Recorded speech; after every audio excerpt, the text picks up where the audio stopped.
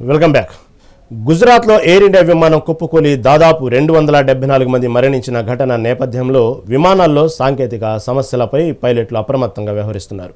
తాజాగా మరో air India విమానంలో సాంకేతిక సమస్య తలెత్తడంతో పైలట్ విమానాన్ని కోల్కతా విమానాశ్రయంలో నిలిపివేసి ప్రయాణికులను దించేశారు.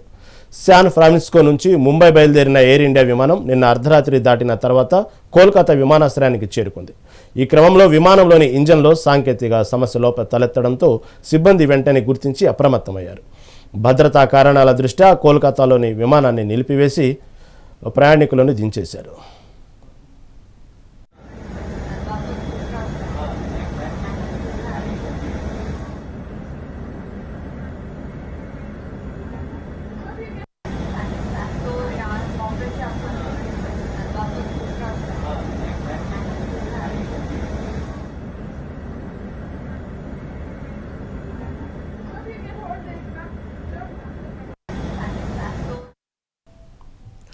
గుజరాత్లో ఎయిర్ ఇండియా విమానం కుప్పకూలి దాదాపు 274 మంది మరణించిన ఘటన నేపథ్యంలో విమానాల్లో సాంకేతిక సమస్యలపై పైలట్లు అప్రమత్తంగా వ్యవహరిస్తున్నారు.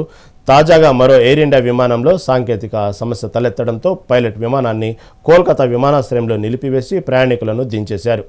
శాన్ ఫ్రాన్సిస్కో నుంచి ముంబై బయలుదేరిన ఎయిర్ ఇండియా విమానం నిన్న అర్ధరాత్రి దాటిన తర్వాత కోల్కతా విమానాశ్రయానికి చేరుకుంది. ఈ క్రమంలో విమానంలోని ఇంజన్లో సాంకేతిక సమస్య తలెత్తడంతో సిబ్బంది వెంటనే గుర్తించి అప్రమత్తమయ్యారు. భద్రతా కారణాల దృష్ట్యా కోల్కతాలో విమానాన్ని నిలిపివేసి ప్రయాణికులను దించేశారు.